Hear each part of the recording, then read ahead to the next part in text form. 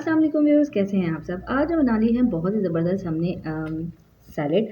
और सैलेड की रेसिपी बहुत यूनिक है, बहुत डिफरेंट है। आपने वीडियो को एंड तक ज़रूर देखना है, स्किप मत कीजिएगा। इसी तरह मेरे चैनल में है सब्सक्राइब कर दीजिएगा। तो चलिए जी वीडियो को स्टार्ट करते हैं। इसमें हमारी वीडियो को स्टार्ट करते हैं। आज की ज़बरदस्त सी सैलेड बनाने के लिए यहाँ पे मैंने ले लिए हैं 3 अदद बॉयल आलू, 2 खीरे ले लिए हैं दरमियानी साइज़ के। अगर आप बड़ा इस्तेमाल कर रहे हैं तो एक ही लीजिएगा। एक छोटी साइज़ की प्याज ले ली है मैंने, और थोड़ा सा हरा धनिया लिया है, और एक ले लिया मैंने हरी मिर्ची, क्योंकि हरी मिर्ची बहुत ज़्यादा तीखी आई हुई है, इस वजह से मैंने एक ही हरी मिर्ची लिया है।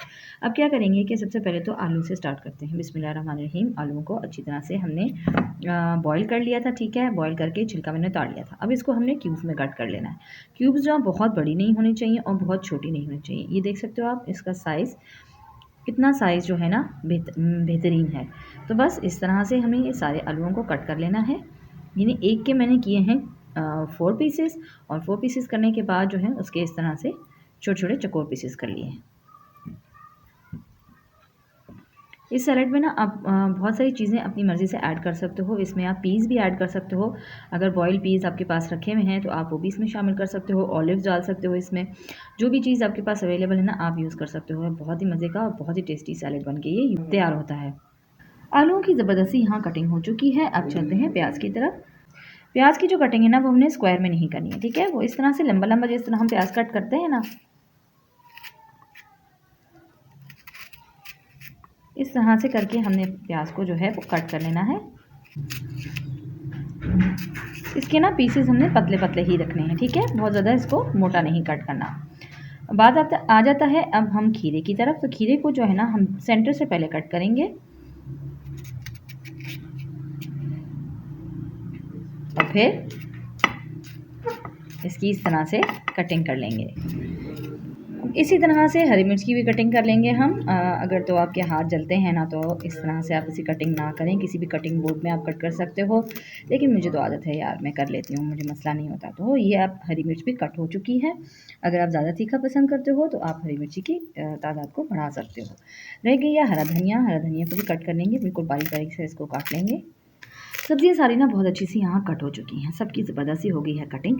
तो ये चीज़ें शामिल करने के लिए हमें चाहिए होगा 1 अदद बाउल। तो हम एक बाउल ले लेते हैं। तो ले लिया है यहाँ पे मैंने 1 अदद बाउल, और इसके अंदर शामिल कर देंगे हम सारी सब्जियाँ जो हमने कट करके रखी हैं। याद रहे इसमें आप अपनी मर्ज़ी की सब्जियाँ भी डाल सकते हैं। ग्रीन ऑलिव, ब्लैक ऑलिव, कुछ भी हो आप इसमें शामिल करके खाएँ, बहुत ही टेस्टी और बहुत ही मज़े का लगता है, ठीक है।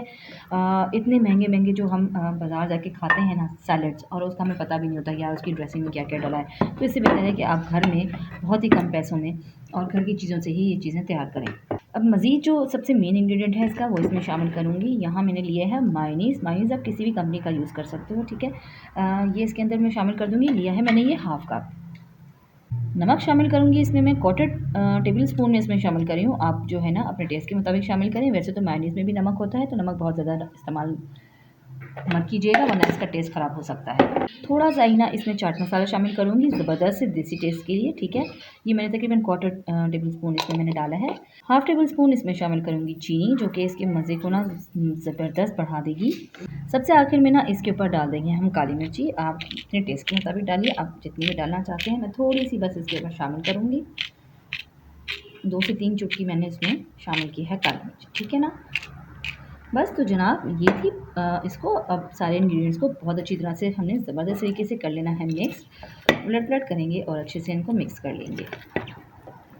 तो जनाब बहुत ही ज़बरदस्त सा हमारा सैलेड ना तैयार हो चुका है। इसको मैं आपको सर्व करके दिखाती हूँ। बहुत ही खूबसूरत और बहुत ही लजीज बन के ये तैयार होता है। तो ये आपको रेसिपी ना आपने ज़रूर ट्राई करनी है, और कमेंट सेक्शन में मुझे ज़रूर बताइएगा कि आपको मेरी ये सिंपल सी और बहुत ही मज़ेदार सैलेड की रेसिपी कैसी लगी। तो फिर मिलेंगे किसी नई रेसिपी के साथ। खाओ पियो मज़े करो और मुझे दुआ में ज़रूर याद रखो। अल्लाह हाफ़िज़।